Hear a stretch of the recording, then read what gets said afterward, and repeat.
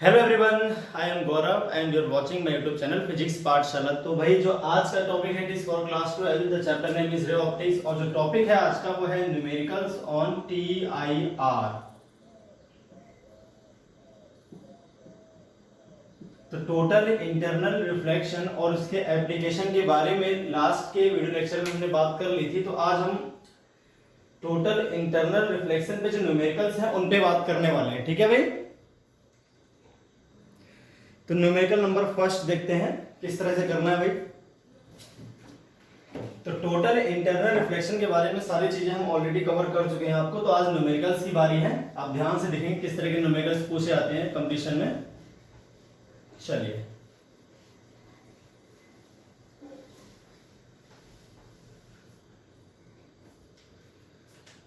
Question number first है। इसमें क्या है, आपके पास एक स्लैब है, ठीक है, और इस स्लैब के ऊपर एक लाइट होती है आपकी इंसिडेंट। ये है लाइट, किसी एंगल पर आ रही है इस तरह से। यहां पे अगर हम नॉर्मल ड्रॉ कर देते हैं, मान लीजिए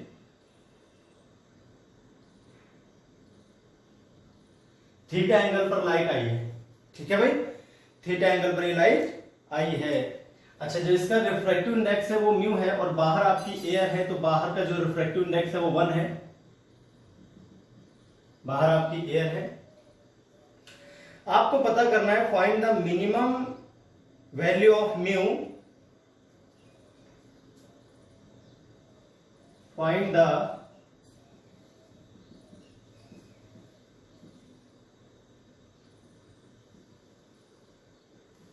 so that find the minimum value of mu so that TIR takes place at vertical surface।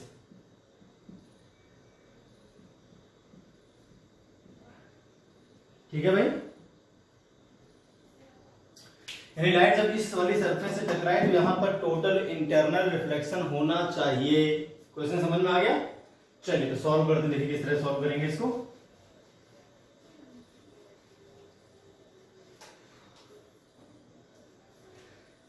अब चूंकि रेयर से डेंसर में आ रही है लाइट की रे, तो हल्का सा बेंड होगी टुवर्ड्स नॉर्मल, और ये मान लीजिए यहां कहीं आकर टकराती है। ठीक है, एक बार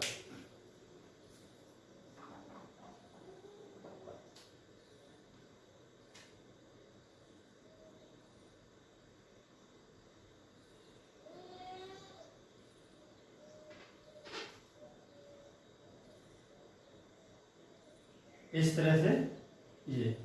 अब लाइट की रे जो है आपकी वो यहां कहीं आकर टकराती है इससे रिफ्रैक्शन होने के बाद। तो यहां पर जो एंगल बनेगा वो हो जाएगा आपका एंगल ऑफ रिफ्रैक्शन, उसको आर मान लिया मैंने। क्या मान लिया भाई?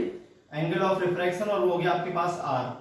अब यहां पर अगर हम ड्रॉ करते हैं नॉर्मल, तो यहां टी आई आर होने के लिए जो एंगल बनता है इस जगह पर थीटा, देखिए इसको आगे बढ़ा लीजिए और इसको भी आगे बढ़ा लीजिए, तो यहां वापस से 90 बनेगा। तो एक बात आप पहले देख लो यहां पर ध्यान से, आर प्लस थीटा क्या है from figure, r plus theta is equal to क्या है भाई 90 डिग्री। तो यहां से अगर हम आर देखें तो 90 माइनस थीटा का इक्वल आएगा इक्वेशन नंबर फर्स्ट। एक मिनट, हाँ ठीक है, इक्वेशन नंबर क्या होगी फर्स्ट होगी। ठीक है, या थीटा जो आएगा आपका वो 90 माइनस आर आ जाएगा। अब for TIR takes place at vertical surface।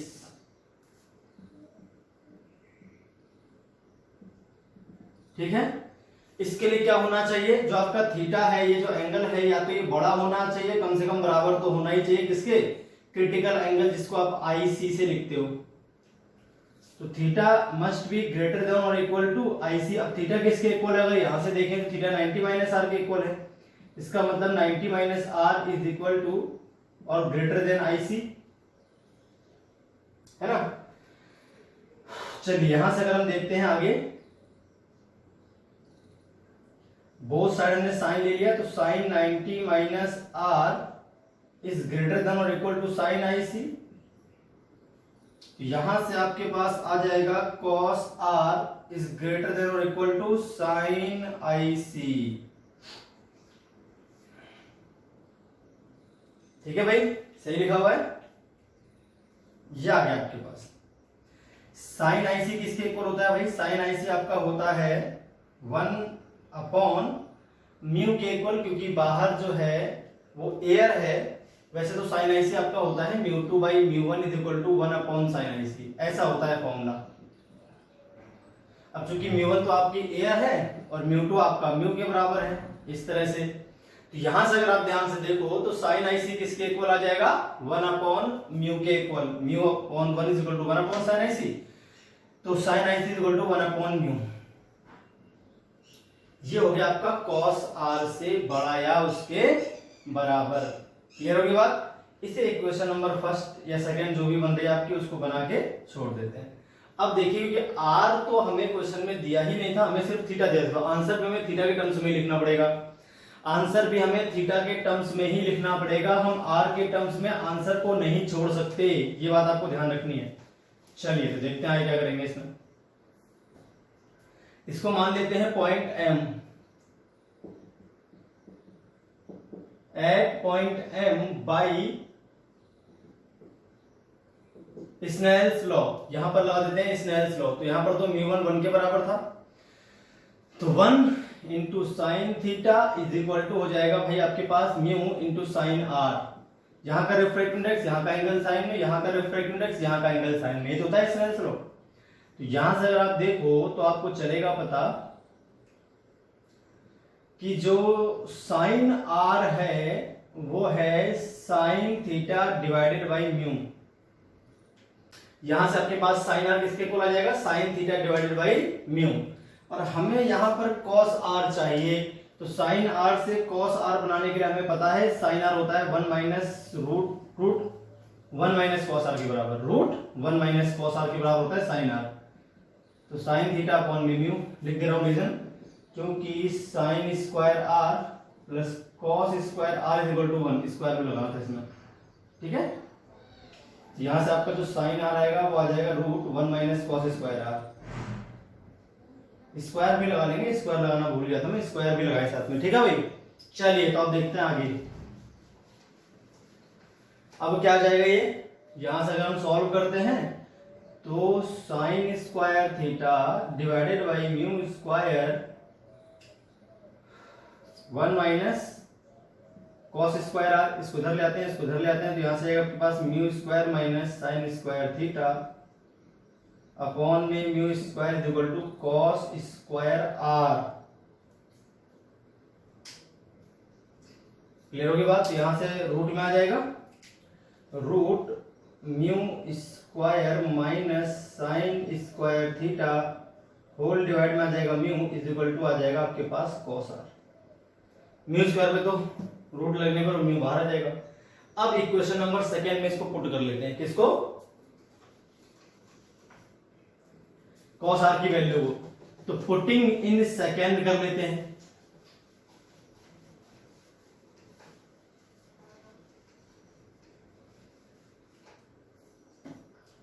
Putting in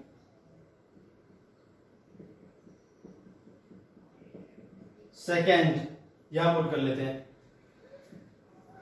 mu square minus sine square theta divided by mu is greater than और इक्वल टू 1 अपॉन म्यू।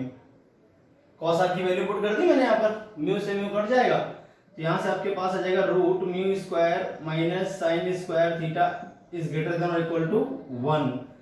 तो यहां से आपके पास आ जाएगा, अब आप कर दिए होल स्क्वायर बोथ साइड, तो यहां से आएगा mu square minus sine square theta is greater than और इक्वल टू 1। तो mu square is greater than और equal to 1 plus sine square theta, तो म्यू इज ग्रेटर देन और इक्वल टू आ जाएगा root 1 plus sine square theta. तो यहां से अगर म्यू की मिनिमम वैल्यू देखी जाए तो क्या आएगा? या तो म्यू आपका बड़ा है या बराबर है इसके, तो मिनिमम वैल्यू इसी के बराबर वाली आ जाएगी 1 प्लस साइन स्क्वायर थीटा। ये लीजिए आ गई, तो ये हो गया आपका आंसर। क्लियर है भाई? चलिए और भी क्वेश्चंस देख लेते हैं ऐसी इसी बेसिस पर। पहला क्वेश्चन आपको समझ में आ गया, बिल्कुल इजी था, इसमें कुछ खास था नहीं समझाने का।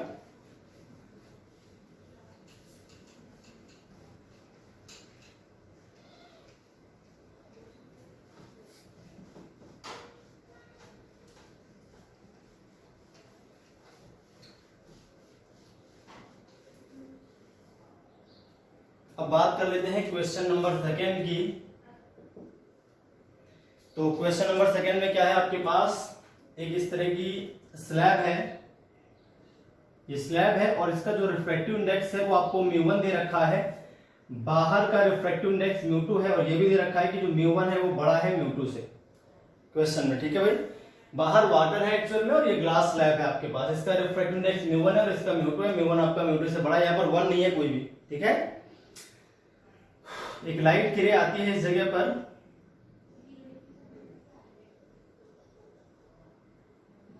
किसी एंगल अल्फा पर, किसी एंगल अल्फा पर इंसिडेंट होती है। क्लियर होगी बात? आपको बतानी है इस एंगल अल्फा की maximum value, find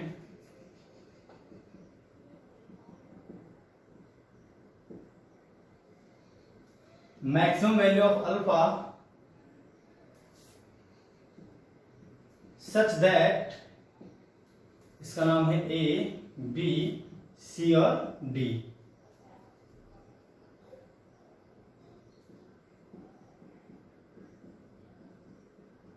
TIR takes place at surface AB, AB नहीं सॉरी AC, AC पर आपका TIR होना चाहिए। क्लियर होगी बात? ये क्वेश्चन आपको दिया हुआ था, आपका बाहर का जो रिफ्रैक्टिव इंडेक्स था वो म्यू था और आपका जो म्यू1 है वो म्यू2 से, बाहर का जो रिफ्रैक्टिव इंडेक्स है वो म्यू2 था और म्यू1 आपका म्यू2 से बड़ा भी था। इतना ही दिया हुआ है क्वेश्चन में, इसके अलावा कुछ नहीं दिया हुआ। आपको इसकी मैक्सिमम वैल्यू पता करनी है ताकि यहाँ पर क्या हो, TIR हो। या फिर क्वेश्चन ऐसे भी था कि लाइट केवल CD से बाहर आए। क्वेश्चन एक्चुअल में ऐसा था कि यहाँ से अगर कोई लाइट किरण आती है अल्फा एंगल पर, तो लाइट किरण जब इस स्लैब से बाहर निकले तो केवल CD से बाहर निकले, मतलब यहाँ पर टकराकर बाहर नहीं आ सकती, वापस आना है, तो वो लिख दिया मैंने TIR takes place at this surface. अगर क्वेश्चन में ऐसे बोलता है केवल CD से बाहर है, तब भी आप यहाँ पर TIR ही कर दे। चलिए देखते हैं तो सॉल्यूशन कैसे करेंगे इसका। फिर पिछली बार की तरह तो करोगे, यहां पर म्यू1 बड़ा है म्यू2 से, बाहर एयर अंदर डेंसर, तो आपका थोड़ा सा बेंड हो जाएगी लाइट किरण टुवार्ड्स नॉर्मल, हल्का सा बेंड कर दिया मैंने लाइट किरण को टुवार्ड्स नॉर्मल, और यहां पर जो एंगल बना इसको मैंने मान लिया थीटा। क्या मान लिया भाई? थीटा। चलिए इसको आगे शिफ्ट कर देता हूं, यहां पर जो एंगल आएगा पिछली बार की तरह इसको R मान लेंगे। लगभग आपका पिछली बार की तरह ही क्वेश्चन है, बस यहां पर उल्टी चीज पूछी गई है, म्यू दिया हुआ है, अल्फा मैक्स पूछा गया है। क्लियर हो गई बात? चलिए तो देखते हैं कैसे करेंगे इसका सॉल्यूशन।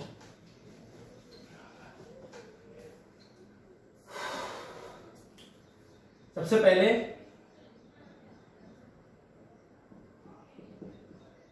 फ्रॉम फिगर अगर हम देखते हैं तो हमें दिखेगा कि R plus theta is equal to दे रखा है 90 डिग्री, तो यहां से थीटा आपका आएगा 90 माइनस R के इक्वल, इक्वेशन नंबर होगी फर्स्ट। क्लियर है बात? चलिए देखते हैं। तो अब हम क्या करेंगे, हमें पता है अगर यहां पर TIR होता है, इस पॉइंट का नाम कुछ रख लेते हैं, इस पॉइंट का नाम जैसे मैंने मान लिया ABCD M मान लेते हैं, इसका मान लेते हैं पॉइंट P, इसका for TIR takes place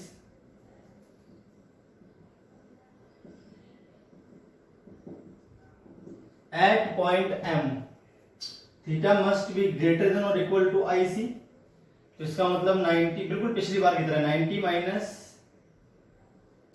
R is greater than equal to IT, sin 90 minus R is greater than और इक्वल टू sin IC, है ना? क्लियर होगी बात? यहां से आपके पास रहेगा cos R is greater than और इक्वल टू sin IC। ठीक है, sin IC की वैल्यू देखी जाए तो म्यू1 क्या है, डेंसर मीडियम, म्यू2 क्या है, रेयर मीडियम, ये तो है। अरे यहां पर देखो, आप मेरी बात ध्यान सुनो। मान लीजिए कोई लाइट की रे ऐसे आती है, ये μ1 है और ये μ2 है आपके पास, ये एंगल क्रिटिकल एंगल मानते हो तो लाइट इस तरह से जाएगी। तो साइन आईसी की वैल्यू अगर निकालनी है तो यहाँ पर जो r है वो क्या मान लोगे 90, क्योंकि जो μ1 है वो बड़ा है μ2 से, तो यहाँ उल्टा होगा। तो यहाँ पर सॉरी ये μ1 था अंदर वाला, बाहर वाला μ2, ये μ1 था ये μ2 था। ये ग्लास स्लैब है अंदर वाली, इस जगह पे दिखा रहा हूँ पॉइंट M पर। अगर हम आईसी एंगल से करते तो क्या होता, साइन आईसी की वैल्यू निकाल के दिखा रहा हूँ मैं। तो यहाँ से अगर हम देखें तो μ1 साइन आईसी इक्वल टू हो जाएगा μ2 साइन 90। तो यहां से μ1 बाई μ2 इक्वल टू होता है 1 upon sine IC. Sign IC अगर आप करोगे तो μ2 बाई μ1 आ जाएगा, ठीक है। साइन आईसी करोगे तो क्या जाएगा μ2 बाई μ1। साइन आईसी के प्लेस पर रख देते हैं μ2 बाई μ1, किसके बराबर है, इक्वेशन नंबर सेकेंड, ये अपने काम आएगी। इतनी बात समझ आ गई। चलिए तो अब आगे देखते हैं। इसके बाद क्या है भाई, अब अगर हम पॉइंट P की बात करें, यहां पे लगाते हैं स्नेल्स लॉ।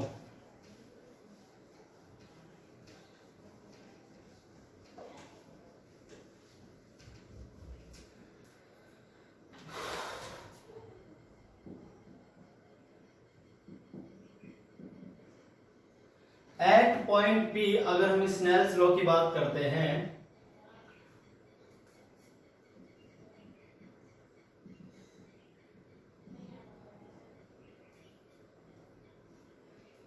यहां का रिफ्रैक्टिव इंडेक्स μ2 है स्लैब के बाहर, तो μ2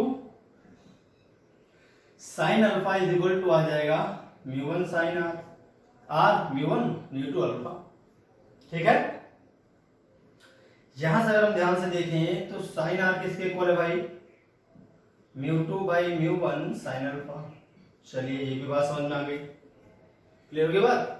अब अगर यहां से पिछली बार की तरह करते हैं, √1 minus sine square alpha cos square, sorry sine R हो जाएगा 1 minus cos square r is equal to आ जाएगा μ2 बाई μ1 साइन अल्फा।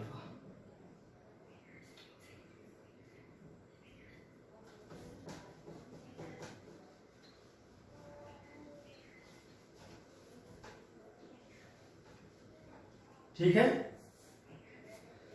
चलिए आगे देखते हैं। तो यहां से क्या आ जाएगा, ये 1 minus cos square r is equal to आ जाएगा μ2 square upon μ1 square sine square alpha, ठीक है। यहां से कॉस r निकालिए, इसको इधर ट्रांसफर करूंगा तो आ जाएगा μ1 square minus μ2 square sine square alpha divided by μ1 square का रूट। यहां सॉल्व कर लेना, जो लिखा है मैंने वही आ जाएगा। कॉस स्क्वायर इधर कर देंगे, इसको इधर एलसीएम ले लिया, रूट ले लिया, अब कॉस आ गया। अब पुटिंग इन सेकंड कर देते हैं, सेकंड जो है अपने पास इक्वेशन उसमें पुट कर देते हैं, इसकी वैल्यू कॉस आर की वैल्यू।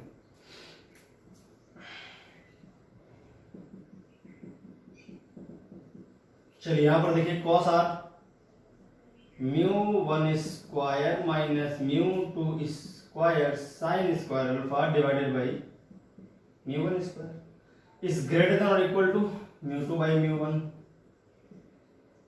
बोथ साइड स्क्वायर कर लो। अगर आप बोथ साइड स्क्वायर करोगे तो क्या हो जाएगा,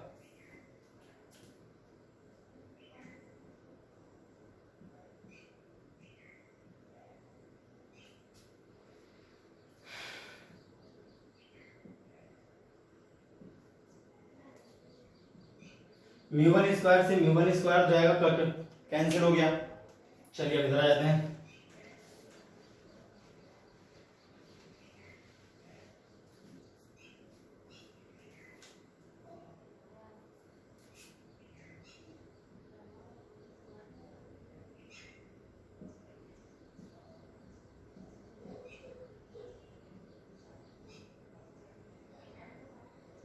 ये आ जाएगा, इसको उधर ट्रांसफर कर देते हैं, μ2 स्क्वायर को उधर ले आते हैं। अब μ2 स्क्वायर डिवाइड कर लेते हैं, μ1 स्क्वायर माइनस μ2 स्क्वायर अपॉन में μ2 स्क्वायर का रूट ले लो इज इक्वल टू और less than sine alpha. Sine alpha जो है वो इससे या तो छोटा है या इसके बराबर है ना, sorry this is greater than और इक्वल टू साइन अल्फा। हाँ ठीक है, साइन अल्फा छोटा है इसके, साइन अल्फा जो है या तो इससे छोटा है या इसके बराबर है। अब रूट लेंगे तो इसमें से क्या बाहर आ जाएगा,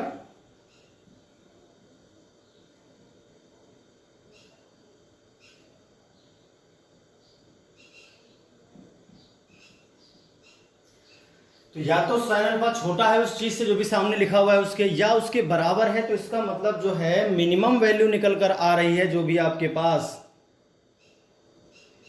तो वो कितनी आ रही होगी, इसी के बराबर, मिनिमम नहीं सॉरी मैक्सिमम आएगी ना, तो यहां से क्या आएगी भाई, मैक्सिमम वैल्यू आएगी। अब आपको ध्यान रखना है साइन में एंगल और साइन का रेशियो सेम होता है, मतलब अगर साइन थीटा किसी चीज से बड़ा है तो उसका एंगल उसके साइन इनवर्स के की वैल्यू से बड़ा आएगा। मतलब अगर हम बोलते हैं कि साइन थीटा जो है आपका वो ग्रेटर देन है बी के, तो यहाँ से theta is equal to greater than sine inverse B आएगा।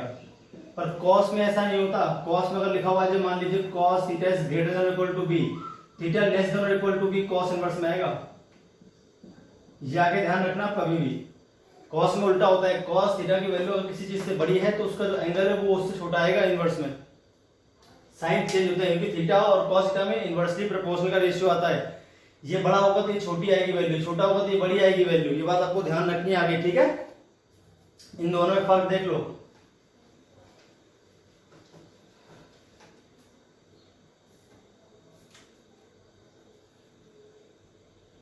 तो यहां से जो है sine inverse root μ1 square minus μ2 square divided by μ2,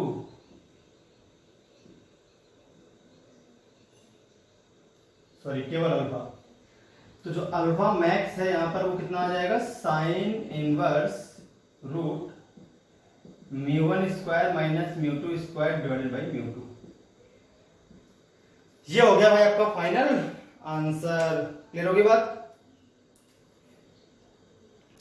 चलिए तो भाई नेक्स्ट क्वेश्चन देख लेते हैं इसी टॉपिक पर।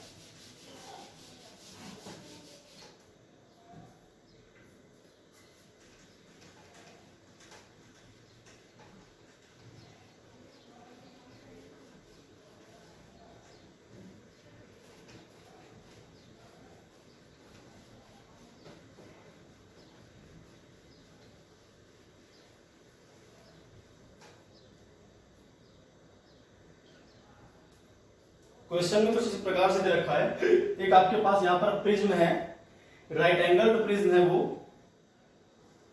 यहां पर जो एंगल है वो 30 डिग्री का है, यहां पर जो एंगल है वो 60 डिग्री का है। इसके ऊपर आपका लिक्विड भरा हुआ है, यहां पर इसके ऊपर लिक्विड है, ठीक है। इसका जो रिफ्रैक्टिव इंडेक्स है वो 1.5 है। इसका रिफ्रैक्टिव इंडेक्स आपको पता करना है।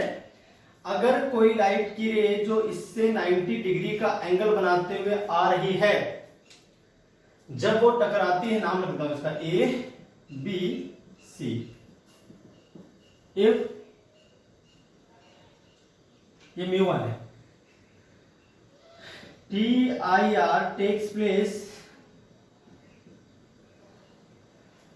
एट सरफेस AB, सरफेस जो है आपकी AB पर TIR हो रहा है, देन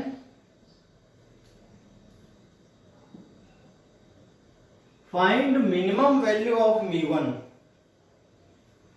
सॉरी मिनिमम नहीं मैक्सिमम, देन फाइंड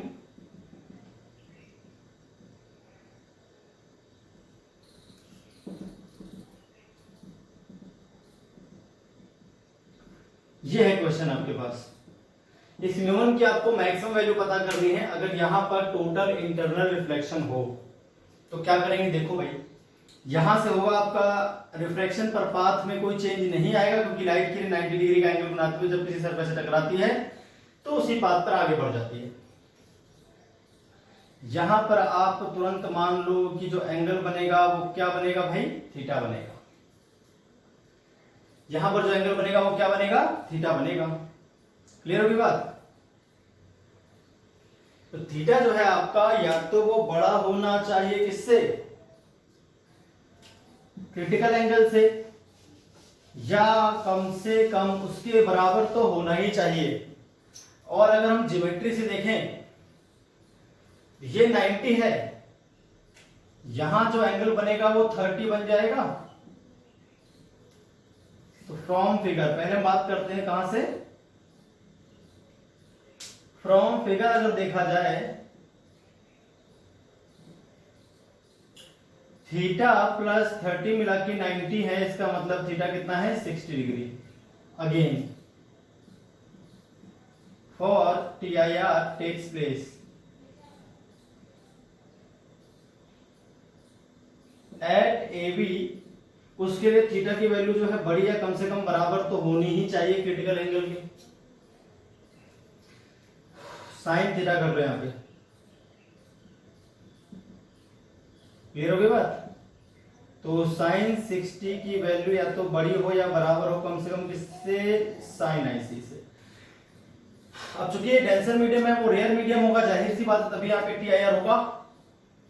तो बाहर वाले को μ1, अंदर वाले को हम मान लेंगे μ2। तो अगर इस सरफेस पे हम देखते हैं साइन IC के लिए, ये एंगल आपका मान लीजिए IC रहा होता तो लाइट इस तरह से जाती, जो R है वो होता 90, IC वाले केस में ऐसे ही तो होता है ना।